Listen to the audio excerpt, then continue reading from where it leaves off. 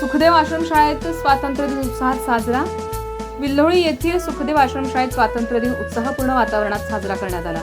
सकाळी 7:15 वाजता गोविंदनगर येथील कलाकिरण डेंटल क्लिनिकचे डॉक्टर किशोर मुळे यांच्या हस्ते ध्वजारोहण करण्यात आलं.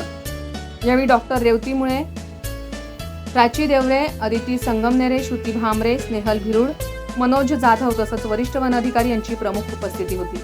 ध्वजारोहणानंतर आदिवासी भागातील विद्यार्थ्यांच्या आरोग्याची काळजी घेण्यासाठी दंत तपासणी शिबिराचं आयोजन करण्यात आलं. या शिबिराचा आश्रमशाळेतील विद्यार्थ्यांना मोठ्या प्रमाणात लाभ झाला. विद्यार्थ्यांना दातांची निगा, स्वच्छता आणि मौखिक आरोग्याबाबत मार्गदर्शनही करण्यात आलं. आरोग्य सेवेबरोबरच पर्यावरण संवर्धनाचा संदेश देत दत्तात्रय पडवळे यांनी अहिल्यानगर जिल्ह्यातील अकोले तालुक्यातील कोंदणी तातोबा बेट भंडारा आदिवासी भागात 100हून अधिक वृक्षांची लागवड करण्यात आली.